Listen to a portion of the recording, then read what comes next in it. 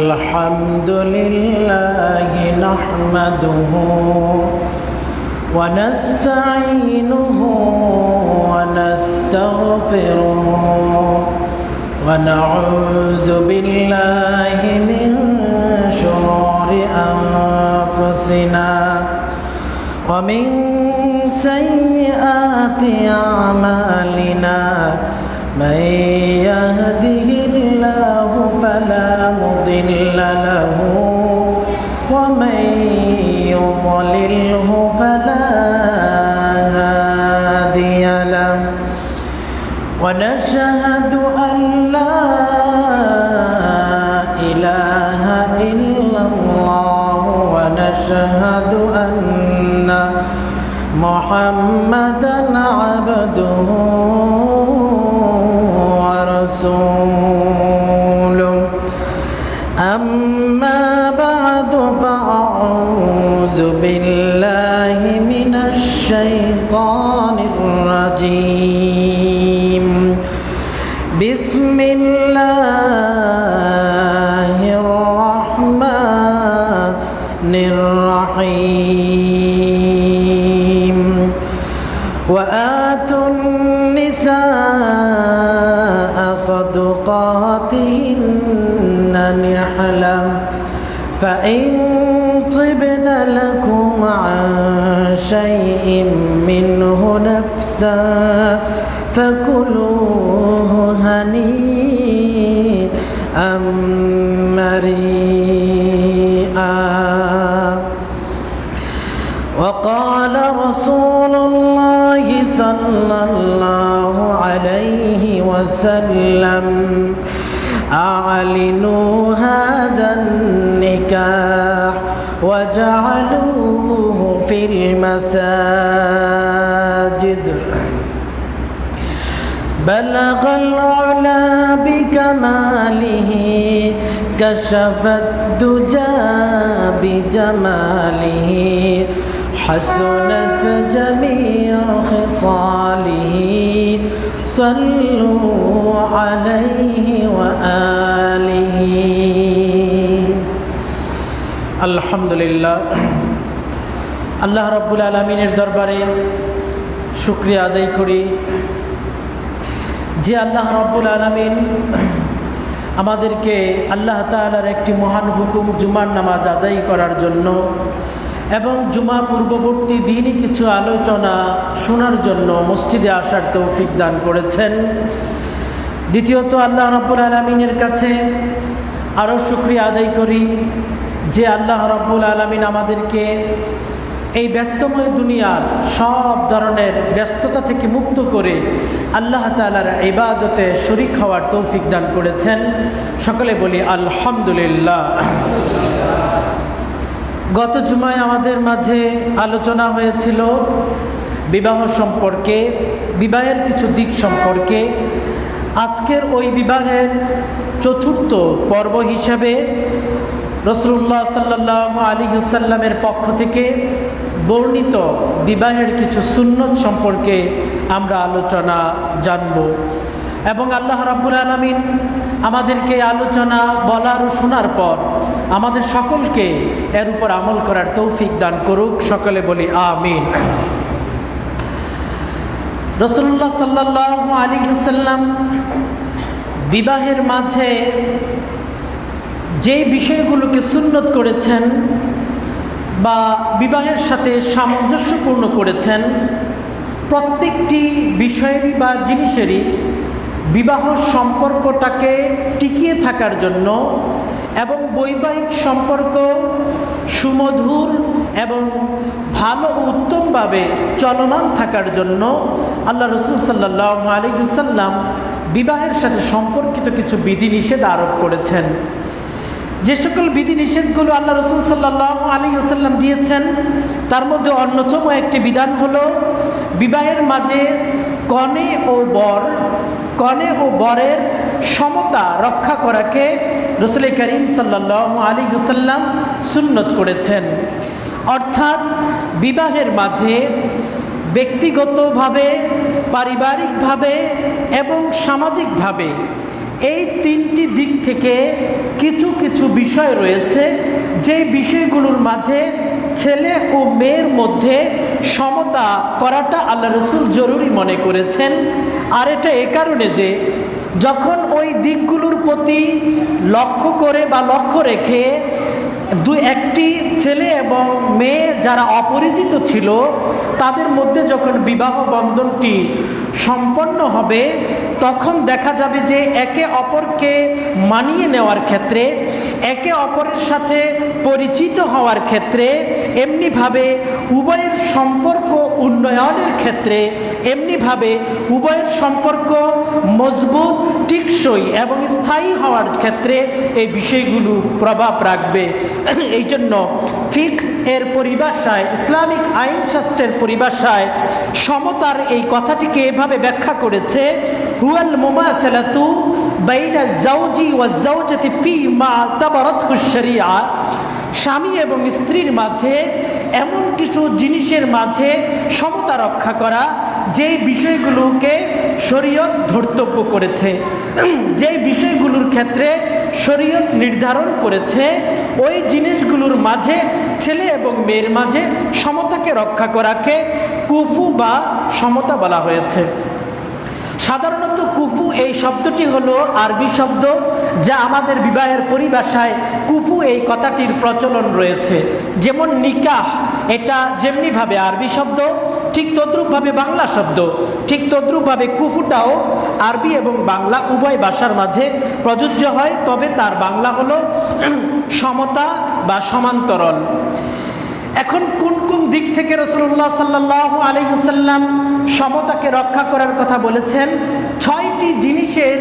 ছয়টি জিনিসের ক্ষেত্রে উভয়ের মাঝে সমতাকে রক্ষা করার কথা ঘোষণা দিয়েছেন। ছয়টি বিষয় হলো বংশ, ইসলাম, স্বাধীনতা, ধার্মিকতা, সম্পদ এবং পেশা। এই ছয়টি জিনিসের মাঝে সমতা রক্ষা করার কথা আল্লাহ রসুল সাল্লাল্লাহু আলাইহি ওয়াসাল্লাম ব্যক্ত করেছেন। এখন আমরা প্রত্যেকটি দিকের ক্ষেত্রে কিছুটা সংক্ষিপ্ত আকারে ব্যাখ্যায় যাব যে কিভাবে এই ছয়টি বিষয়ের মাঝে বর ও কনের মধ্যে সমতা রক্ষা করা যায়। প্রথমত আসি বংশীয় ক্ষেত্রে। বংশীয় ক্ষেত্রে কিভাবে রক্ষা করা হবে এ ব্যাপারে আল্লাহ রসুল সাল্লাল্লাহু আলাইহি ওয়াসাল্লাম একটি হাদিসে তিনি বর্ণনা করে দিয়েছেন। ওই হাদিস থেকেই বংশীয়ভাবে কিভাবে সমতা রক্ষা হবে এটা স্পষ্ট হয়ে যায়। আল্লাহ রসুল সাল্লাল্লাহু আলাইহি ওয়াসাল্লাম বলছেন, কুরাইশুন বা'দুহুম আকফাউন লিবাদিন বাতনুন বিবাতনিন ওয়াল আরাবু বা'দুহুম আকফাউন লিবাদিন কাবিলাতুন বিকাবিলাতিন ওয়াল মাওয়ালি বা'দুহুম আকফাউন লিবাদিন রাজুলুন বিরাজুলিন। যার অর্থ হলো আল্লাহ রসুল বলছেন যে কুরাইশ বংশের তারা একে অপরের সমকক্ষ বা সমপর্যায়ের, এবং কুরাইশের এক শাখা আরেক শাখার সমকক্ষ বা সমপর্যায়ের। দ্বিতীয়ত আল্লাহ রসুল বলছেন আরবীয় লোকেরা তারা একে অপরের সমপর্যায়ের, তারা যে কোনো গোত্র অপর গোত্রের সমপর্যায় হিসেবে বিবেচিত হবে। তৃতীয় স্তরে এসে আল্লাহ রসুল বলছেন যে অনারবীরা, অর্থাৎ যারা আরবীয় নয়, আরবীয় ছাড়া গোটা পৃথিবীর মানুষ যারা রয়েছে যাদেরকে অনারবী বলা হয়, অনারবীরা তারা একে অপরের সমপর্যায়ের, অর্থাৎ একজন লোক আরেকজন লোকের সমপর্যায়ের। এই হাদিসের ব্যাখ্যাটি এমন যে বংশের ক্ষেত্রে সমতা রক্ষা করা কর্তব্য হবে একজন কুরাইশ যখন আরেকজন কুরাইশের সাথে বিবাহ বসবে। এখন একজন কুরাইশ যদি কুরাইশ বংশের লোক ছাড়া অন্য আরবের বংশের সাথে বা অনারবের সাথে সে বিবাহ বন্ধনে আবদ্ধ হয়, তাহলে বলা হবে যে এখানে বংশের ক্ষেত্রে সমতা রক্ষা করা হয়নি। দ্বিতীয়ত হলো আরব লোকেরা একে অপরের সমপর্যায়ের হবে। এছাড়া আমরা যারা রয়েছি আরবরা ছাড়া গোটা পৃথিবীর মানুষ একে অপরের সমপর্যায়ের। এখানে ভূয়া বংশের লোক অথবা মিয়া বংশের লোক এভাবে আলাদা করার সুযোগ ইসলাম প্রণয়ন আমাদের মাঝে করেনি, বরং আরবরা ছাড়া গোটা পৃথিবীর মানুষকে এক বংশীয় অবস্থানে স্থান দেওয়া হয়েছে, অর্থাৎ তারা প্রত্যেকের জন্য বংশীয়ভাবে সমপর্যায়ের হবে। সেই হিসেবে আমাদের মাঝে আরব ছাড়া যে কোনো দেশের যে কোনো জায়গার থেকে বিবাহ বন্ধনে আবদ্ধ হওয়াতে কোনো বাধা বা সমস্যা থাকলো না, এটা আমাদের মাঝে সমতা হয়েছে বলেই বিবেচিত হবে। দ্বিতীয়ত হলো ইসলাম ধর্মের দিক থেকে সমতা রক্ষা করতে হবে। এই ক্ষেত্রে ইসলামিক আইনশাস্ত্র বা ইসলামিক ফিকহ এভাবে ব্যাখ্যা করছে কথাটিকে, যার দুই পুরুষ মুসলমান অর্থাৎ বাবা ও দাদা মুসলমান, সে যার বহু পুরুষ মুসলমান তার সমপর্যায়ের বা তার সমকক্ষ হবে। দ্বিতীয়ত হলো যেই ব্যক্তির এক পুরুষ মুসলমান অর্থাৎ শুধু বাবা মুসলমান, ওই ব্যক্তি ওই লোকের সমপর্যায়ের নয় যার বাবা ও দাদা অর্থাৎ দুই পুরুষ মুসলমান। ঠিক তদ্রূপভাবে যেই ব্যক্তি শুধু নিজে মুসলমান, সে সমপর্যায়ের নয় ওই ব্যক্তির যে নিজে এবং তার বাবা মুসলমান। এই দিকটাকে তারতম্য এই জন্য করেছে, যার বংশ পরিক্রমায় মুসলমান হয়ে আসছে আর যে নতুন মুসলমান হয়েছে, অবশ্যই অবস্থানগত দিক থেকে এবং মর্যাদাগত দিক থেকে তাদের মাঝে একটি পার্থক্য বিরাজমান। এই জন্য আল্লাহ রসুল সাল্লাল্লাহু আলাইহি ওয়াসাল্লাম ধার্মিকতার দিক থেকেও সমতাকে রক্ষা করার কথা বলেছেন। হ্যাঁ, তাই বলে কিন্তু আবার বিষয়টি এমন নয় যে একজন মুসলিম আরেকজন মুসলিমাকেই বিবাহ করতে হবে। এটা হলো যে সমতা রক্ষা করার প্রতি উৎসাহ প্রদান করা হয়েছে, বাদবাকি এর ব্যতিক্রমভাবে বিবাহ করলে যে বিবাহ হবে না বা সংগঠিত হবে না, বিষয়টি কিন্তু এমনও নয়। আর এই জিনিসটি বিবাহের রোকন বা শর্ত এ জাতীয় কোনো কিছুর অন্তর্ভুক্ত নয়, বরং বিবাহের সাথে ফায়দাদায়ক একটি সম্পৃক্ত বিষয়। তৃতীয়ত যে বিষয়ে সমতা রক্ষার কথা বলা হয়েছে সেটি হলো স্বাধীনতা, অর্থাৎ গোলাম বা বাদী হওয়া। গোলাম বা বাদী তারা পরস্পরে একে অপরের সমকক্ষ বা সমপর্যায়ের, আর যারা স্বাধীন তারা একে অপরের সমপর্যায়ের বা সমকক্ষ। বর্তমান সময় পৃথিবীর মাঝে যেহেতু গোলাম এবং বাদীর কোনো প্রচলন নেই, সেই হিসেবে আমাদের মাঝে এই বিষয়টির তেমন কোনো গুরুত্বও রাখে না। স্বাধীনতার দিক থেকে আমরা প্রত্যেকের সমপর্যায়ে অবস্থান করছি। চতুর্থত হলো ধার্মিকতা। একজন ফাসিক লোক, যে পাপাচারী, যে ধার্মিক নয়, সে এমন কনের উপযুক্ত বা সমকক্ষ বা সমপর্যায়ের নয় যার পরিবার বা যার বাবা বড় সৎ, দিলদার এবং পরহেজগার। এটা স্বাভাবিক। যখন এমন হয়ে যাবে যে একটি ধার্মিক পরিবার থেকে যদি কোনো একটি মেয়েকে একজন ছেলে বিবাহ করে, অথবা তার উল্টা এমন হলো যে একটি ধার্মিক ছেলে অধার্মিক মেয়েকে বিবাহ করেছে, তাহলে অবশ্যই তাদের মাঝে ঝগড়া হবে, তাদের মাঝে ফিকশন হবে, তাদের মাঝে সমতা রক্ষা করা যাবে না। এই জন্য এই দিকটার ক্ষেত্রেও ইসলাম গুরুত্ব প্রদান করেছে যে দুই ধার্মিকতার দিক থেকেও উভয়ের মাঝে সমতা রক্ষা করা চাই। তবে এক্ষেত্রে কিছুটা সহজায়ন করে দিয়েছে আমাদেরকে ইসলামিক আইনশাস্ত্র। ইসলাম এভাবে বলছে যে যদি কোনো একজন লোক প্রকাশ্যে গুনাহ না করে, তাহলে সে তার বিপরীত দিকের ওই লোকের সমপর্যায়ের হবে যে সৎ এবং অত্যাধিক ধার্মিক। তাহলে এখানে ইসলাম এই জায়গাটুকু সহজায়ন করেছে এইভাবে যে ব্যক্তি গোপনে গুনাহ করে আর যে গোপনে গুনাহ করে না, তাদের দুইজনের মাঝে অনেক পার্থক্য আছে। যে প্রকাশ্যে গুনাহ করে সে বেপরোয়া, সে আদি, সে সীমালঙ্ঘনকারী, সুতরাং তার সঠিক পথে ফিরে আসার সম্ভাবনা নিতান্তই কম। কিন্তু যে গোপনে গুনাহ করে এবং গুনাহের জন্য অনুশোচনা করে এবং সে নিজে নিজে অনুতপ্ত হয়, তারটা তো এমন হতে পারে যে ধার্মিক কোনো স্ত্রী পাওয়ার কারণে তার প্রভাবে সে ভালো হয়ে গেছে, আবার এমনও হতে পারে যে ধার্মিক বর পাওয়ার কারণে অধার্মিক মেয়েটি ধার্মিকতায় রূপান্তরিত হয়ে গিয়েছে। এই জন্য এই ক্ষেত্রে শরীয়ত এখানে সহজায়ন করেছে।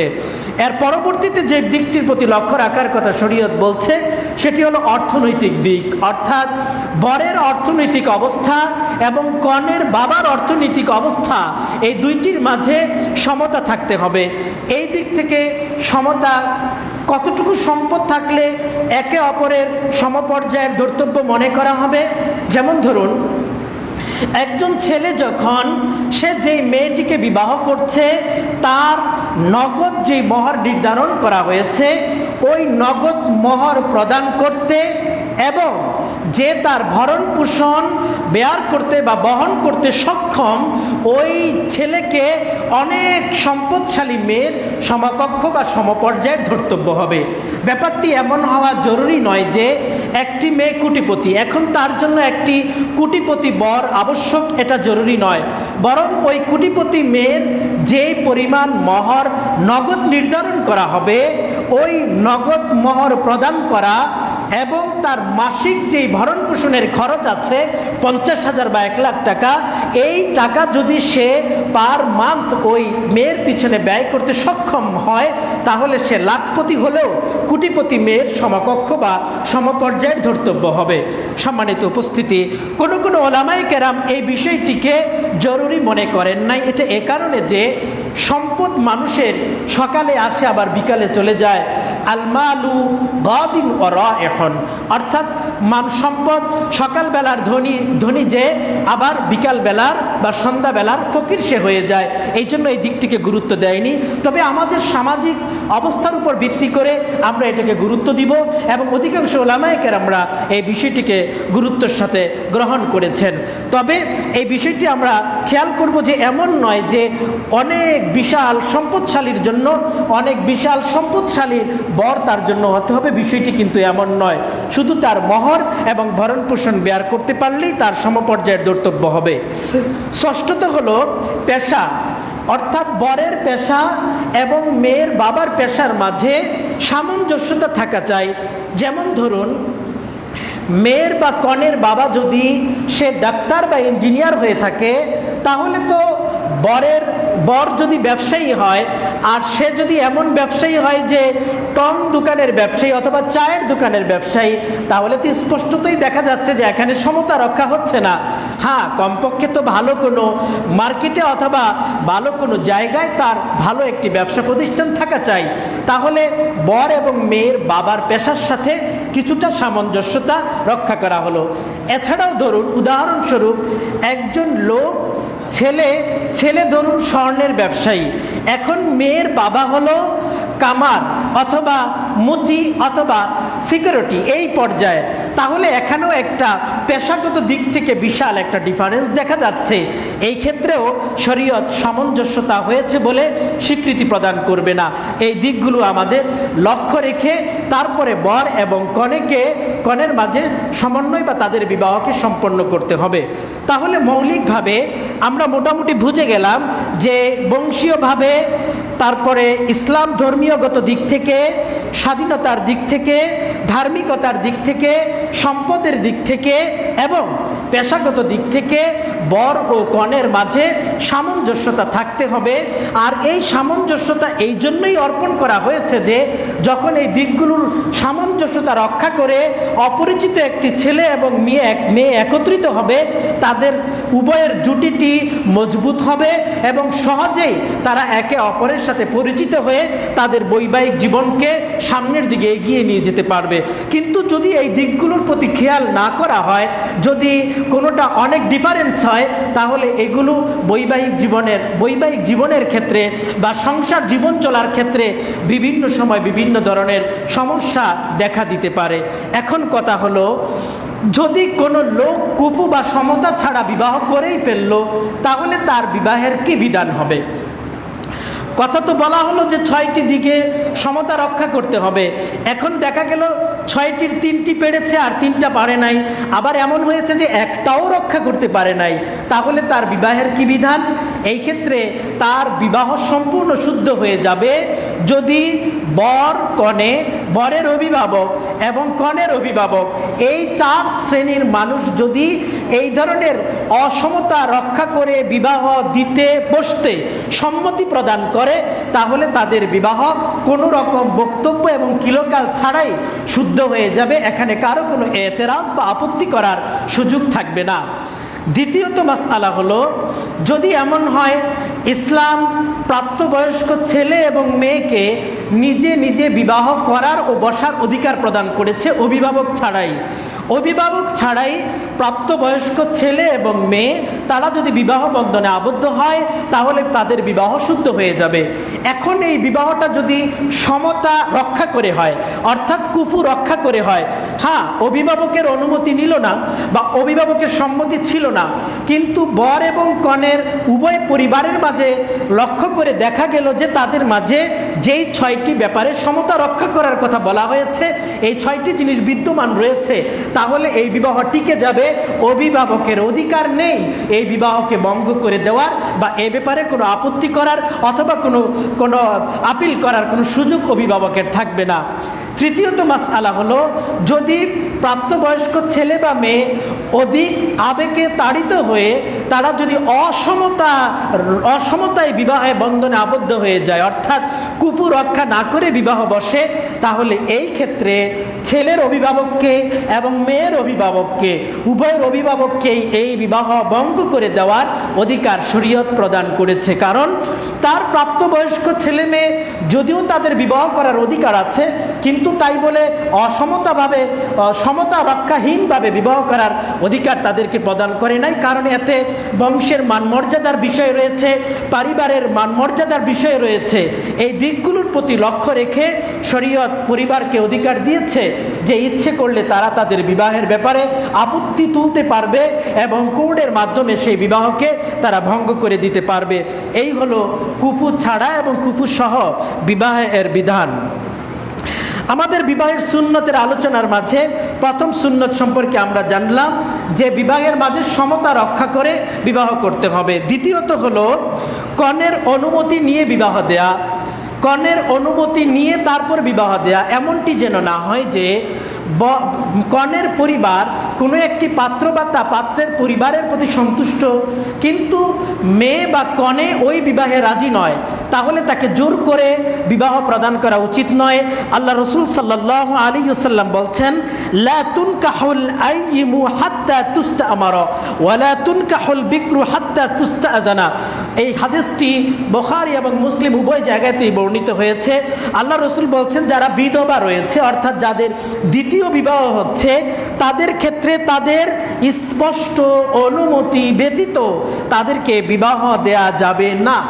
আর যাদের প্রথম বিবাহ হচ্ছে, শরীয়তের পরিভাষায় বা ইসলামিক পরিভাষায় যাদেরকে বাকেরা বলা হয়ে থাকে, অবিবাহিত মেয়েদেরকে যখন প্রথম বিবাহে তারা আবদ্ধ হবে তখন তাদের সম্মতি ছাড়া তাদেরকে বিবাহ দেয়া যাবে না, তাদের থেকে অবশ্যই সম্মতি নিতে হবে। এখানে দুটি বিষয়, যারা বিবাহিত তাদের বেলায় অনুমতি অর্থাৎ মৌখিক স্পষ্ট অনুমতি দিতে হবে তাকে যে হ্যাঁ আমি এই বিবাহে রাজি আছি। আর যদি অবিবাহিত হয় তাহলে তার ক্ষেত্রে সম্মতি নিতে হবে। সম্মতিটা সে মৌখিকভাবে দেখ, লিখিতভাবে দেখ অথবা চুপ থেকে দেখ, যে কোনোভাবেই হোক না কেন, যদি তার থেকে সম্মতি আছে এটা বোঝা যায় তাহলে তার পক্ষ থেকে অনুমতি নেওয়া হয়েছে বলে ধর্তব্য হবে। সুতরাং আমরা চেষ্টা করব আমাদের বর এবং কনে উভয়েরই অনুমতি গ্রহণ পূর্বক বিবাহ আমাদের কাজ সম্পন্ন করার জন্য। এটা বিবাহের দ্বিতীয় সুন্নত। বিবাহের তৃতীয় সুন্নত হলো পাত্রী দেখা। পাত্রী দেখা এটাও একটা সুন্নত তরিকা। আমাদের মাঝে অনেকে এমন আছে, বা এই দিকটি অবশ্য আগের কালে একটু বেশি ছিল, এখন অনেক কম, যেমন পাত্রীকে না দেখেই অথবা পাত্রকে না দেখেই অভিভাবক পর্যায়ে তারা বিবাহ ঠিক করে ফেলে এবং এর পরবর্তীতে পাত্রী রাজিও থাকে এর মধ্যে, এইভাবে তারা বিবাহ করে ফেলে। হ্যাঁ, এভাবে বিবাহ করলে বিবাহ হয়ে যাবে, এতে কোনো সমস্যা হবে না। তবে আল্লাহ রসুল সাল্লাল্লাহু আলাইহি ওয়াসাল্লাম এভাবে বিবাহ করা ও দেওয়াকে নিষেধ করেছেন। আল্লাহ রসুল বলতেছেন, আনিল মুগীরা ইবনে শুবা রাদিয়াল্লাহু তাআলা আনহু আন্নাহু খাতাবা ইমরাআতান। মুগীরা ইবনে শুবা রাদিয়াল্লাহু তাআলা আনহু তিনি একদা এক মহিলাকে বিবাহের প্রস্তাব করলেন। ফাকাল নবী সাল্লাল্লাহু আলাইহি ওয়াসাল্লাম উনজুর ইলাইহা ফাইন্নাহু আহরা আইয়ুদামা বাইনাকুমা। তখন আল্লাহ রসুল সাল্লাল্লাহু আলাইহি ওয়াসাল্লাম মুগীরা বিন শুবা রাদিয়াল্লাহু তাআলা আনহুকে নির্দেশ দিচ্ছেন যে তুমি ওই মেয়েটাকে দেখে নাও, কারণ তোমাদের এই দেখাটা উভয়ের মাঝে মিল সাধন করার ক্ষেত্রে অধিক কার্যকর হবে। কারণ তুমি বিবাহের পূর্বে একরকম মনে করেছো যে মেয়েটা হয়তো এমন হবে, কিন্তু কোনো কারণে এমন হলো না, অথবা কনে মনে করেছে যে আমার বরটা এমন হবে, কিন্তু পরবর্তীতে দেখা গেল এমন হলো না, তখন তো তাদের মাঝে সামঞ্জস্যতাটা কঠিন হয়ে যাবে। এই জন্য আল্লাহ রসুল সাল্লাল্লাহু আলাইহি ওয়াসাল্লাম বলছেন, তোমাদের দুজনের মাঝে মিল সাধনের ক্ষেত্রে অধিক কার্যকর হলো একে অপরকে দেখে নেওয়া। এই জন্য আমরা এই দিকটির প্রতি গুরুত্ব প্রদান করব। আল্লাহ রসুল সাল্লাল্লাহু আলাইহি ওয়াসাল্লাম আরও বলতেছেন, যে হাদিসটি আন জাবির রাদিয়াল্লাহু তাআলা আনহু থেকে বর্ণিত, ক্বালা ক্বালা রাসূলুল্লাহ সাল্লাল্লাহু আলাইহি ওয়াসাল্লাম, ইযা খাতাবা আহাদুকুমুল মারআতা ফাইন ইসতাতাআ আন ইয়ানজুরা ইলা মা ইয়াদউহু ইলা নিকাহিহা ফালইয়াফআল, রাওয়াহু আবু দাউদ। এই হাদিসটি আবু দাউদ শরীফের মাঝে বর্ণিত হয়েছে। আল্লাহ রসুল সাল্লাল্লাহু আলাইহি ওয়াসাল্লাম বলছেন, যখন তোমাদের কোনো একজন বিবাহের জন্য কোনো মেয়েকে প্রস্তাব করবে, তাহলে সে যেন উক্ত কনের ওই অঙ্গগুলো দেখে নেয় যেই অঙ্গ দেখা তাকে বিবাহের প্রতি উৎসাহ প্রদান করবে, তাহলে সে যেন এই কাজটি করে নেয়। তাহলে এই দুইটি হাদিস থেকে আমরা বুঝতে পারি আল্লাহ রসুল সাল্লাল্লাহু আলাইহি ওয়াসাল্লাম কনেকে দেখে নেওয়ার ক্ষেত্রে উৎসাহ প্রদান করেছেন, এবং এটা বিবাহের একটি সুন্নত। পাত্রী পাত্রকে দেখবে এবং পাত্র পাত্রীকে দেখে নেবে। এখন কথা হলো যে পাত্রীকে যখন দেখবে তখন কে কে দেখতে পারবে? একজন পাত্রীকে বর পক্ষের কে কে দেখতে পারবে? ইসলামিক শরীয়ত এখানে বলছে, বর পক্ষের যত মহিলা আছে সমস্ত মহিলাই কনেকে দেখতে পারবে, তাতে কোনো বাধা নিষেধ নেই। তবে বর পক্ষের কোনো পুরুষ কনেকে দেখতে পারবে না, শুধুমাত্র বর নিজে দেখতে পারবে, ছেলে নিজে দেখতে পারবে। আমাদের সমাজের মাঝে যে বিষয়টি প্রচলিত রয়েছে সেটি হলো যে, প্রথমত বরের দেখার গুরুত্বটা আছে, আবার এর পাশাপাশি বরের বাবা, বরের বড় ভাই অথবা বরের দাদা, নানা, মুরব্বী যারা থাকে তাদের দ্বারা আমরা কনেকে প্রদর্শন করিয়ে থাকি। এই কাজটি সম্পূর্ণ শরীয়ত বিরোধী কাজ। আর এটা আমরা কেন করে থাকি? এর কারণ হলো আমাদের মাঝে পর্দার গুরুত্ব কম, আমরা শরীয়তের পর্দাকে তেমন কোনো গুরুত্ব প্রদান করে থাকি না। এই জন্য এই ভুল জিনিসটি আমাদের মাঝে প্রচলন ঘটে গিয়েছে। আমরা তো এমনও বলে থাকি, যদি কোনো বর তার মুরব্বীদেরকে না দেখে বিয়ে করে ফেলে, আমাদের মাঝে এমন ধারণা জন্মিয়ে যায় যে তুমি তো তোমার স্ত্রীকে মুরব্বীদেরকেও দেখাও নাই, তাহলে তুমি কি করে এই সংসারে তুমি সুখী হবা, এমন পর্যন্ত ধারণা আমরা করে থাকি। বন্ধুরা আমার, এই ধারণাটি সম্পূর্ণ ভুল এবং শরীয়ত বিরোধী এবং পর্দার খেলাফ। হ্যাঁ, বিবাহের পরে ছেলের বাবা তার আপন শ্বশুর হয়ে যাবে, তখন সে দেখতে পারবে। ছেলের নানা এবং দাদা তারা তার তারা তার নানা শ্বশুর এবং দাদা শ্বশুর হয়ে যাবে কনের, তখন তারা দেখতে পারবে। এছাড়া তাদের দেখার আর কোনো সুযোগ নাই। এখন কথা হলো যে আমরা কনের কতটুকু দেখব, কনের কতটুকু দেখার অনুমতি প্রদান করেছে শরীয়ত বলছে, শুধুমাত্র হাত এবং কবজি, শুধুমাত্র মুখমণ্ডল এবং হাতের কবজি থেকে পুরো বাকি অংশটুকু এবং পায়ের গোড়ালি থেকে পায়ের পাতা পর্যন্ত, এই তিনটি অংশ মাত্র একজন বরের দেখার অনুমতি রয়েছে।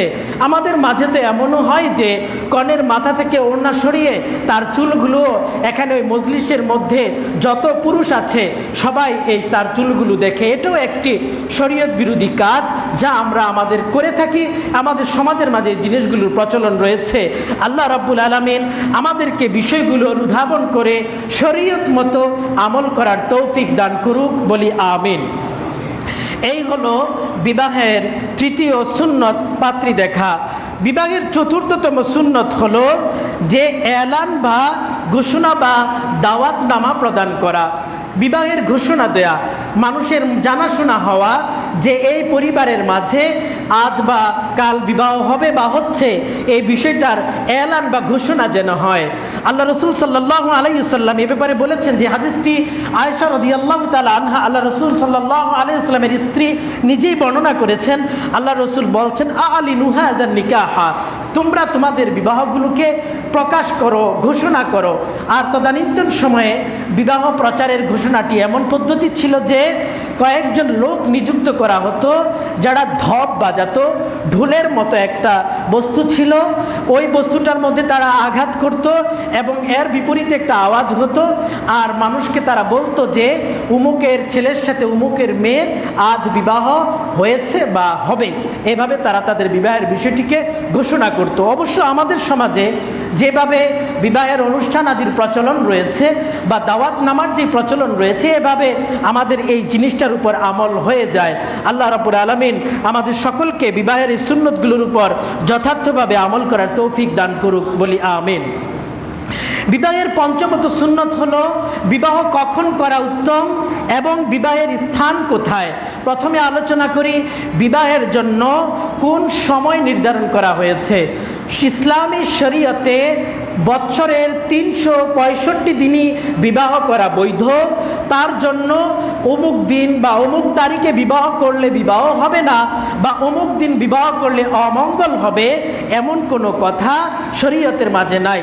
আমাদের সমাজের মাঝে একটি কথা প্রচলন রয়েছে, শনিবারে বিবাহ করলে শনি লাগবে, মঙ্গলবারে বিবাহ করলে অমঙ্গল হবে।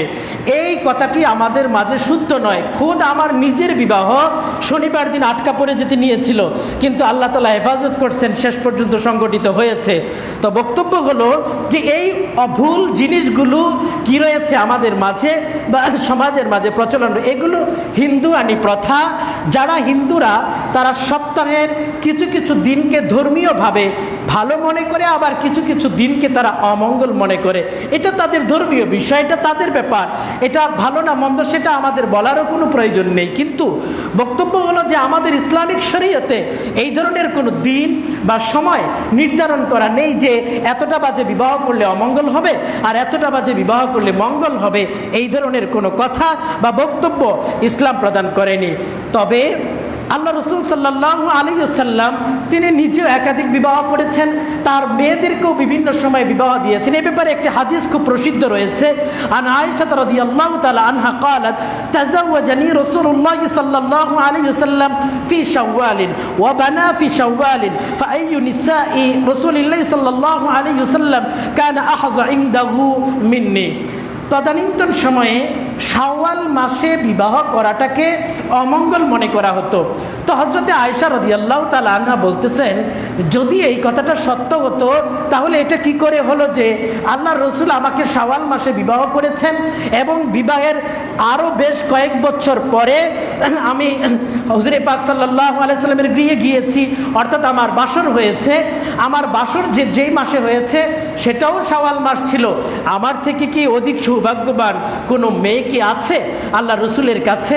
তখন এর থেকে প্রতীয়মান হয় যে তদানীন্তন সময়ে মানুষ যে মনে করত যে শাওয়াল মাসে বিবাহ করলে অমঙ্গল হয়, আয়েশা রাদিয়াল্লাহু তাআলা আনহা এটাকে প্রতিহত করলেন যে না, বিষয়টি এমন নয়। আর যেহেতু আল্লাহ রসুল সাল্লাল্লাহু আলাইহি ওয়াসাল্লাম শাওয়াল মাসে আয়েশা রাদিয়াল্লাহু তাআলা আনহাকে বিবাহ করেছেন, এজন্য ওলামায়ে কেরামরা বলতেছেন যে শাওয়াল মাসে বিবাহ করাটা মুস্তাহাব, এটা উত্তম, ভালো, সওয়াবের কাজ, আল্লাহ রসুলের আমলের সাথে মিল হলো। আর শুক্রবার দিনও বিবাহ করা মুস্তাহাব। শুধুমাত্র এতটুকু শ্রেষ্ঠত্ব বর্ণনা করা হয়েছে, হয়তো শুক্রবার দিন আর নয়তোবা শাওয়াল মাসে বিবাহ করা মুস্তাহাব। এছাড়া বছরের 365 দিনের যে কোনো সময়ে যে কোনো মুহূর্তে বিবাহ করাটা স্বাভাবিক। এবার আসি যে বিবাহের কোন স্থান আল্লাহ রসুলের কাছে পছন্দনীয়। আল্লাহ রসুল সাল্লাল্লাহু আলাইহি ওয়াসাল্লাম বলছেন যে আলিনু হাযা নিকাহা ওয়াজআলুহু ফিল মাসাজিদ। হাদিসটি তিরমিজি শরীফের মাঝে বর্ণিত হয়েছে যে তোমরা বিবাহের ঘোষণা দাও এবং তোমরা তোমাদের বিবাহগুলো মসজিদের মধ্যে সম্পন্ন করো। তোমাদের বিবাহগুলো যেন মসজিদে সম্পন্ন হয়। মসজিদের মাঝে বিবাহ করা যে সুন্নত, এটা আমাদের অনেকে জানিও না। আবার অনেকে তো এরকমই করে থাকে, যেমন আমাদের এলাকার মাঝে বেশ কিছুদিন আগে একটি বিবাহ সম্পন্ন হয়েছিল মসজিদে, যেই বিবাহকে কেন্দ্র করে মসজিদের মুসল্লিরা দুই ভাগে বিভক্ত হয়ে গিয়েছে। একদল লোক বলতেছে যে এটা সুন্নত কাজ হয়েছে, আরেকদল লোক বলতেছে মসজিদ তো হলো নামাজের জায়গা, মসজিদ তো হলো ইবাদতের জায়গা, ওখানে কি বিবাহ পড়ানো, খেজুর ছিটানো, মিষ্টি খাওয়ানো এইসব কাজ কি মসজিদে উচিত হচ্ছে? তাহলে এবার একটুখানি চিন্তা করে দেখেন যে আমাদের সমাজের মানুষের কাছে ইসলাম সম্পর্কে, দিন সম্পর্কে কত অজ্ঞতা রয়ে গিয়েছে। অথচ আল্লাহ রসুল সাল্লাল্লাহু আলাইহি ওয়াসাল্লাম নিজে যে বিবাহগুলো করেছেন তার অধিকাংশ বিবাহ, এবং যে বিবাহগুলো পড়িয়েছেন তার অধিকাংশ বিবাহ মসজিদে নববীর মাঝে সংগঠিত হয়েছে বলি সুবহানাল্লাহ।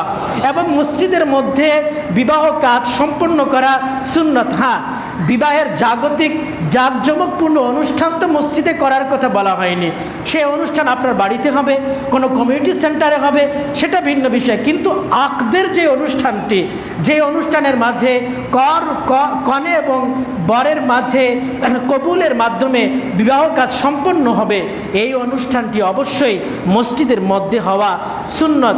এটা বিবাহের অন্যতম একটি সুন্নত। আল্লাহ রাব্বুল আলামিন আমরা যারা সামনে বিবাহ করব, আমাদের সকলের বিবাহ মসজিদে খেজুর প্রদানের মাধ্যমে করার তৌফিক দান করুক বলি আমিন। এরপর হলো রাসূলুল্লাহ সাল্লাল্লাহু আলাইহি ওয়াসাল্লামের বিবাহের ষষ্ঠতম যে সুন্নত রয়েছে সেটি হলো অলিমা বা বৌবাত নামে আমাদের মাঝে যে বিষয়টির প্রচলন রয়েছে সেটি। অলিমার ব্যাপারে আল্লাহ রসুল সাল্লাল্লাহু আলাইহি ওয়াসাল্লাম প্রথম কি করেছেন তার নিজের আমলটি দেখি। আন আনাস রাদিয়াল্লাহু তাআলা আনহু আন্নাহু قال আওলামা রাসূলুল্লাহ সাল্লাল্লাহু আলাইহি ওয়াসাল্লাম হিনা বানা বিজাইনাব বিনতি জাহশ ফাআশবা الناس খুবজান ওয়া লাহমান রাওয়াহুল বুখারী। এই হাদিসটি বুখারী শরীফের মাঝে বর্ণিত হয়েছে। আনাস রাদিয়াল্লাহু তাআলা আনহু বলেন যে রাসূলুল্লাহ সাল্লাল্লাহু আলাইহি ওয়াসাল্লাম যখন যায়নাব বিনতে জাহাশ রাদিয়াল্লাহু তাআলা আনহাকে বিবাহ করেছেন, তখন আল্লাহর রসুল গোশত দিয়ে এবং রুটি দিয়ে মানুষকে পরিতৃপ্তভাবে আহার করিয়ে তিনি অলিমা করেছেন বলি সুবহানাল্লাহ। তাহলে আল্লাহ রসুলের আমল থেকে পাওয়া গেল অলিমা তিনি নিজে করেছেন। আচ্ছা, এবার আল্লাহ রসুল সাহাবীদেরকে কি বলতেছেন সে ব্যাপারে আরেকটি হাদিস রয়েছে। আন্না রাসূলুল্লাহ সাল্লাল্লাহু আলাইহি ওয়াসাল্লাম রাআ আলা আব্দুর রহমান ইবনে আউফ আসারাত সুফরাতিন ফাকালা মা হাযা ফাকালা ইন্নী তাযাওয়াজতু ইমরাআতান আলা ওয়াজনি নাওয়াতিন মিন যাহাবিন ফাকালা রাসূলুল্লাহ সাল্লাল্লাহু আলাইহি ওয়াসাল্লাম বারাকাল্লাহু লাকা আওলিম ওয়ালাউ বিশাতিন। এই হাদিসটি বুখারী এবং মুসলিম উভয়ের মাঝেই সম্মিলিতভাবে বর্ণিত হয়েছে। আল্লাহ রসুল একদা আব্দুর রহমান বিন আউফ রাদিয়াল্লাহু তাআলা আনহুর শরীরে হলুদ রং দেখতে পেলেন, হলুদের রং দেখতে পেলেন। দেখে বললেন যে হে আব্দুর রহমান ইবনে আউফ মা হাজা, এটা কি, কেন এরকম হলো? তখন তিনি বললেন যে আল্লাহ রসুল, আমি বিচি পরিমাণ স্বর্ণের বিনিময়ে অর্থাৎ মহারানা প্রদান করে আমি একটি মেয়েকে বিবাহ করেছি। তখন আল্লাহ রসুল বললেন যে আল্লাহ তাআলা তোমাদের মাঝে বরকত দান করুক, তবে আউলি ওয়ালাউ বিশাতিন, আরে একটা বকরি দিয়ে হলেও তুমি তোমার অলিমাটা করো, অর্থাৎ বিবাহের উদ্দেশ্যে তুমি কিছু মেহমান দাওয়াত প্রদান করো যারা তোমার অনুষ্ঠানে আসবে এবং বিবাহের ব্যাপারে অবগত হবে, যেটাকে আমরা অলিমা বলে থাকি। এই অলিমাটা কনের পক্ষ থেকে নয়, এই অলিমাটা হবে বরের পক্ষ থেকে, এটার সুন্নত বরের পক্ষ থেকে। আমাদের সমাজে তো এত নোংরাভাবে এই জিনিসটি পালিত হয় যে আমরা বিবাহের আগে মেয়ের পরিবারের সাথে এই চুক্তিও করি যে ছেলে অলিমা করবে, তার খরচ মেয়ে পক্ষের বহন করতে হবে, অথবা 2 লক্ষ বা 5 লক্ষ টাকা খরচ হলে তার অর্ধেক মেয়ে পক্ষের বেয়ার করতে হবে। তাহলে তো এটা অলিমা হলো না, এটা তো এক ধরনের জুলুমবাজি অথবা চাঁদাবাজি করা হলো। আল্লাহ রাব্বুল আলামিন এই ধরনের অলিমা থেকে আমাদের সকলকে হেফাজত করুক বলি আমিন। অলিমাতে আমরা কাকে দাওয়াত করব? অলিমার মধ্যে আমার দাওয়াতি মেহমান কে হবে? অলিমার মধ্যে আমার দাওয়াতি মেহমান হবে গরিব, প্রথমত গরিব স্তরের জনগণ, দ্বিতীয়ত হলো আমার আত্মীয় স্বজন, তৃতীয়ত হলো আমার প্রতিবেশীরা। এই 3 শ্রেণীর মানুষ আমার অলিমার দাওয়াতের অন্তর্ভুক্ত হবে। আমাদের সমাজের মাঝে দেখা যায় যে অলিমার এই রেওয়াজটিকে কিছুটা পরিবর্তন করে আমরা কিছুটা নতুনত্ব প্রদান করেছি। যেমন অলিমা করি অনেক বড়সড় করে এবং অনেক খরচ করে, উদ্দেশ্য থাকে অন্য কিছু। অধিকাংশ গেস্টগুলো থাকে প্রভাবশালী এবং ধনী, মনে মনে উদ্দেশ্য হলো তারা অলিমাতে আসবে এবং তাদের থেকে পকেট কেটে কিছু রেখে দেওয়ার ব্যবস্থা করা যাবে। আমরা যখন কোনো কমিউনিটি সেন্টারে অলিমার জন্য যাই তখন দেখি যে গেটের মাঝেই চাঁদাবাজ 4-5 জন দাঁড়িয়ে আছে। তারা হয়তো ঢুকার সময় দিতে হবে অথবা বের হওয়ার সময় আপনাকে ওখানে কিছু না কিছু চাঁদা প্যাড করে তারপরে আসতে হবে। বন্ধুরা আমার, এটা অলিমা না অন্য কিছু তা আল্লাহই ভালো জানেন এবং আপনারাই ভালো জানেন। আল্লাহ রসুল কি বলেছেন এবার শুনুন। আল্লাহ রসুল বলতেছেন, ইযা দুআয়া আহাদুকুম ইলাল ওয়ালিমাতি ফালিয়াতিহা, মুত্তাফাকুন আলাইহি। বুখারী এবং মুসলিম উভয় হাদিসের মাঝে বর্ণিত হয়েছে। আল্লাহ রসুল বলছেন, তোমাদেরকে যদি কেউ অলিমার দাওয়াত দেয় তাহলে অবশ্যই তোমরা উপস্থিত হও। অন্য দাওয়াত মিস হোক, কিন্তু অলিমার দাওয়াত তোমরা কি করো না, মিস করো না, কারণ এটা অতি বরকতপূর্ণ একটি দাওয়াত। এরপর আল্লাহ রসুল বলতেছেন, শাররুত তাআমি তাআমুল ওয়ালিমাতি ইউদআ লাহাল আগনিয়াউ ওয়া ইউতরাকুল ফুকারা, সবচেয়ে নিকৃষ্ট অলিমার খাবার হলো ওই অলিমার খাবার যেই অলিমাতে শুধুমাত্র ধনীদেরকেই দাওয়াত প্রদান করা হয়, গরিবদেরকে দাওয়াত দেওয়া হয় না। আর গরিবদেরকে এই জন্য দেওয়া হয় না যে তারা কোনো দামি উপঢৌকন দিতে পারবে না বা তারা কোনো ভালো কোনো পণ আমাকে দিতে পারবে না, এই জন্য তাদেরকে দাওয়াত দেওয়া হয় না। বন্ধুরা আমার এই অলিমা যদি সুন্নত মাফিক করতে চাই তাহলে অবশ্যই আমার এই অলিমার পিছনে উদ্দেশ্য থাকা যাবে না যে চাঁদাবাজ বসিয়ে রেখে কিছু চাঁদা কালেকশন করা।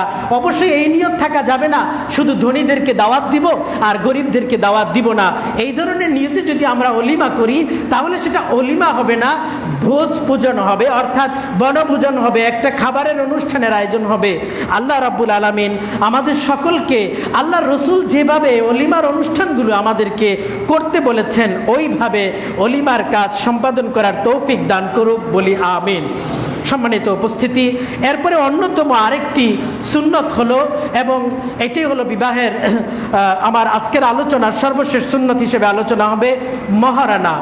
মহারানা নির্ধারণ করা এটা বিবাহের জন্য জরুরি এবং শর্ত। মহারানা নির্ধারণ না করেও যদি কেউ বিবাহ করে ফেলে তো বিবাহ হয়ে যাবে, অটোমেটিকলি তার জন্য মহারানা নির্ধারিত হয়ে যাবে। তো এই ব্যাপারে দুই চারটি কথা বলি। এ ব্যাপারে আল্লাহর কোরআন কি বলছে? মহরের ব্যাপারে আল্লাহ রাব্বুল আলামিন ঘোষণা করছেন, ওয়া আতুন নিসা সাদকাতিহিন্না নিহালা। আল্লাহ তাআলা সূরাতুন নিসার মাঝে বলছেন যে তোমরা তোমাদের মহিলাদেরকে সন্তুষ্ট চিত্তে তাদের মহারানাকে পরিশোধ করে দাও। তোমরা তোমাদের সন্তুষ্ট চিত্তে খুশি মনে আনন্দিত হয়ে তোমরা তোমার স্ত্রীদের মহারানাগুলো পরিশোধ করে দাও।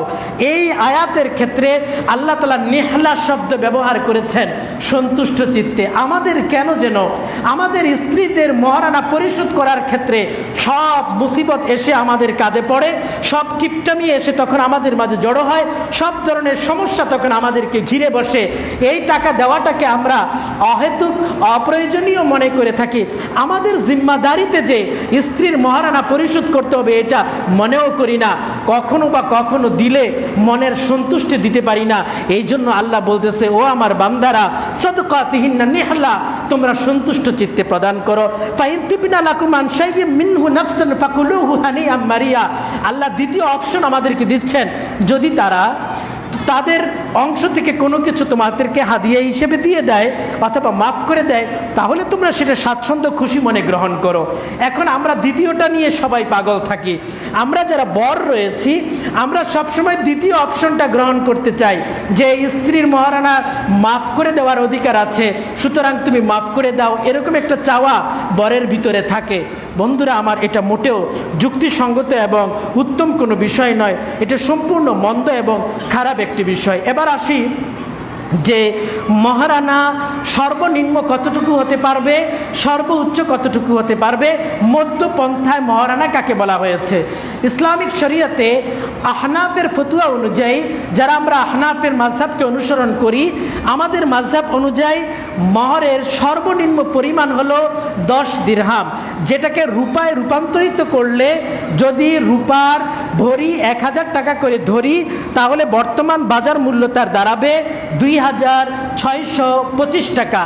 এর নিচে যদি কেউ মহারানা নির্ধারণ করে তাহলে আমাদের মাযহাব অনুযায়ী এটা হবে না। হ্যাঁ, রূপার মূল্য যদি বেড়ে যায়, অর্থাৎ যদি কথার কথা 2000 টাকা ভরি হয়ে যায় তখন এটা ডবল হয়ে যাবে, অর্থাৎ প্রায় 5200-300 টাকা এরকম হয়ে যাবে। আবার যদি রূপার মূল্য কমে যায় 800 বা 700 হয়ে যায় তাহলে এর মূল্যও কমে যাবে। তো এটা হলো মহরের সর্বনিম্ন পরিমাণ। সর্বোচ্চ পরিমাণের ক্ষেত্রে শরীয়ত কোনো সীমারেখা নির্ধারণ করে নাই। যার যেরকম সামর্থ্য আছে বরের ওই পরিমাণ তার সামর্থ্যের দিকে লক্ষ্য রেখে তার জন্য মহারানাকে নির্ধারণ করা হবে। সম্মানিত উপস্থিতি, তবে আল্লাহ রসুল সাল্লাল্লাহু আলাইহি ওয়াসাল্লামের জামানার মাঝে মহরে ফাতেমিতে হযরত রাসূলুল্লাহ সাল্লাল্লাহু আলাইহি ওয়াসাল্লাম তার মেয়ে ফাতেমা রাদিয়াল্লাহু তাআলা আনহাকে বিবাহ দিয়েছেন, যেই মহারানা নির্ধারণ করে, যেটাকে মহরে ফাতেমি বলা হয়ে থাকে। আর মহরে ফাতেমিতে বিবাহ হওয়াটাকে সুন্নত, ওলামায়ে কেরামরা এটাকে সুন্নত বলেছেন। এখন আমরা জানবো যে মহরে ফাতেমি কতটুকু। হযরতে আলী রাদিয়াল্লাহু তাআলা আনহু যখন বিবাহ করতে যাবেন ফাতেমা রাদিয়াল্লাহু তাআলা আনহাকে, হযরতে আলী রাদিয়াল্লাহু তাআলা আনহুর কাছে কোনো সম্পদ নাই। তো আল্লাহ রসুল বললেন, তোমার কাছে কি কিছুই নাই? বললো যে আল্লাহ রসুল, আমার কাছে তো কিছুই নাই, তবে আমার কাছে একটা যুদ্ধাস্ত্র রয়েছে, যুদ্ধের একটি পোশাক রয়েছে। তো ঠিক আছে, ওইটাই তুমি বিক্রি করে নিয়ে আসো। তো হযরতে আলী রাদিয়াল্লাহু তাআলা আনহু বাজারে যাওয়ার পথে হযরতে ওসমান রাদিয়াল্লাহু তাআলা আনহুর সাথে দেখা হয়ে গেল। বললো, হে আলী, তুমি যাচ্ছ কোথায়? তখন বলল যে, হযরত, আমি তো আপনার বাইরা হতে যাচ্ছি, তো এই জন্য আমি এই পোশাক বাজারে বিক্রি করব, আর আমি এটা আল্লাহ রসুলের কন্যার আমি মোহর হিসেবে প্রদান করব। হযরত ওসমান রাদিয়াল্লাহু তাআলা আনহু বলেন যে আমি এটা ক্রয় করব। তিনি এক বর্ণনা মতে 480 দিরহাম, আরেক বর্ণনা মতে 500 দিরহামে তিনি কিনেছেন। আমরা ধরলাম 500 দিরহাম। এই 500 দিরহামই হযরতে আলী রাদিয়াল্লাহু তাআলা আনহু মা ফাতেমা রাদিয়াল্লাহু তাআলা আনহার মহারানা হিসাবে প্রদান করেছেন। সেই থেকে 500 দিরহাম এটা মহরে ফাতিমি হয়ে গেছে। এখন 500 দিরহামকে যদি আমরা রূপায় রূপান্তরিত করি তাহলে কত ভরি হয়? 131.2 মানে 2 ওই পরিমাণ রূপা হয়। ধরে নেই 131 ভরি, 131 ভরি রূপা হয়। এখন যদি আমরা 1000 টাকা করে ভরির মূল্য ধরি তাহলে মহরে ফাতিমি হলো 1,31,000 টাকা। যদি 2000 টাকা করে আমরা রূপার ভরি হিসাব করি তাহলে আমাদের মহরে ফাতিমি হবে 2,62,000 টাকা। আবার যদি তার দাম কমে যায় তাহলে লাখ টাকা অথবা লাখের নিচে চলে আসতে পারে। এটা এক জায়গায় নির্ধারিত থাকে না।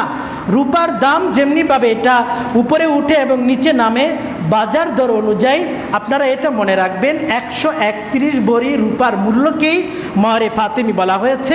আমরা সেই অনুযায়ী আমরা আমাদের মহারানাকে প্রদান করব। আল্লাহ রসুল সাল্লাল্লাহু আলাইহি ওয়াসাল্লাম এ ব্যাপারে আরও বলেছেন, ইন্না আযমান যুনুবি ইনদাল্লাহি রাজুলুন তাযাওয়াজা ইমরাতান ফালাম্মা কাদা হাজাতাহু মিনহা তাল্লাকাহা ওয়া যাহাবা বিমাহরিহা। আল্লাহ রসুল বলতেছেন যে আল্লাহর নিকট সবচেয়ে বড় বড় গুনাহের মাঝে অন্যতম একটা গুনাহ হলো একজন লোক বিবাহ করলো কোনো একজন মেয়েকে, অতঃপর তার থেকে তার প্রয়োজন মিটালো, অতঃপর তাকে তালাক দিল এবং মহারানার টাকাকে ফেরত নিয়ে গেল। এটা সবচেয়ে নিকৃষ্ট বলা হয়েছে। সম্মানিত উপস্থিতি, মহারানার ব্যাপারে 2-1টি কুপ্রথা আমাদের মাঝে আছে, যেগুলো নিয়ে 2-4টি কথা বলে আমি আমার আলোচনা শেষ করব। নাম্বার 1 হলো মহর বেশি নির্ধারণ করাটা আমরা এটাকে গর্বের এবং মর্যাদার বিষয় মনে করে থাকি, অথচ আল্লাহ রসুল সাল্লাল্লাহু আলাইহি সাল্লাম বলছেন, দুঃখিত, হযরত ওমর রাদিয়াল্লাহু তাআলা আনহু থেকে বর্ণিত, আন ওমর ইবনুল খাত্তাব রাদিয়াল্লাহু তাআলা আনহু قال আলা লা তুগালু সাদুকাতান নিসাই ফাইন্নাহা লাউ কানাত মাকরুমাতান ফিদ দুনিয়া ওয়া তাকওয়া ইনদাল্লাহি লাকানা আওলা বিকুম বিহা নবিয়ুল্লাহি সাল্লাল্লাহু আলাইহি ওয়াসাল্লাম। হযরত ওমর ইবনুল খাত্তাব রাদিয়াল্লাহু তাআলা আনহু বলতেছেন, তোমরা তোমাদের মহিলাদের মহারানা নির্ধারণের ক্ষেত্রে তোমরা অধিক বাড়াবাড়ি করো না। যদি এটা দুনিয়ার মাঝে মর্যাদার এবং সম্মানের বিষয় হতো, আল্লাহর কাছে যদি এটা অধিক তাকওয়ার বিষয় হতো, তাহলে তোমাদের থেকে আল্লাহর রাসূলই অধিক উপযুক্ত ছিলেন এই অধিক মহারানা নির্ধারণ করার বিষয়ের ক্ষেত্রে। কিন্তু আল্লাহ রসুল সেটা করেন নাই। তিনি হাদিসের শেষে বলতেছেন, আমি দেখি নাই আল্লাহ রসুল সাল্লাল্লাহু আলাইহি ওয়াসাল্লাম 500 দিরহামের অতিরিক্ত কাউকে মহারানা প্রদান করেছেন। তাহলে বোঝা গেল যে মহারানার ব্যাপারে আমাদের অতিরঞ্জিত মনে করা এবং অধিক মহারানা নির্ধারণ করাটা সম্মান ও ইজ্জতের মনে করা, এটা আমাদের জন্য গুনাহ হবে, এটা আমাদের জন্য মর্যাদা ও সম্মানের বিষয় নয়। দ্বিতীয়ত বিষয় হলো, আমরা মহারানা প্রদানের ক্ষেত্রে আমরা কিছু উসুল দিয়ে দেই। 5 লক্ষ টাকা মহারানা, 2 লক্ষ টাকা উসুল, এটা কেমন যেন একটা স্বাভাবিক রেওয়াজে পরিণত হয়ে গিয়েছে। উসুল আসলে কি? উসুল হলো বিবাহের দিন মেয়েকে যেই গহনা অথবা তাকে কিছু হাদিয়া হিসেবে কাপড় জামা দেওয়া হয়, ওগুলো থেকে টাকা কর্তন করে দেওয়া হয়, মানে এগুলোকে মহারানা থেকে দেওয়া হয়েছে, এটা বলা হয়। হ্যাঁ, শরীয়ত এখানে এই সুযোগটি রেখেছে। কিন্তু যদি এমন হয় 5 লাখ টাকা মহারানা নির্ধারণ করা হলো, 1 লক্ষ টাকার গহনা এবং আপনি কাপড় জামা দিলেন, আর উসুল দিলেন 2 লাখ টাকা, তাহলে অতিরিক্ত 1 লাখ টাকা কিসের বিনিময়ে উসুল হচ্ছে? কনেকে ঠকানো হচ্ছে, কনের উপর জুলুম করা হচ্ছে। যদিও কাগজে কলমে আমরা এটা লিখছি 5 লক্ষ টাকা মহারানা, 2 লক্ষ টাকা উসুল, অথচ মেয়েকে প্রদান করেছেন আপনি 50 বা 1 লক্ষ টাকার গহনা বা ইত্যাদি জিনিস। তাহলে বাকি যে টাকাটা বাকি থাকলো তাকে উসুল হিসেবে দিয়ে দিয়েছেন, এটা তার হককে নষ্ট করা হচ্ছে। কাল হাসরের ময়দানে ওই মহিলার অধিকার থাকবে আপনার কাছ থেকে সে হকটুকু চাওয়ার। এমনিভাবে আমাদের মাঝে আরও কিছু বিষয় রয়েছে, যেমন আমরা মনে করে থাকি মহারানা প্রদান করতে হয় তালাকের পরে বা তালাকের সময়। বন্ধুরা আমার, বিষয়টি মোটেও এরকম নয়, বরং মহারানা তো হলো বিবাহের সময় আবশ্যক হয়ে যায়।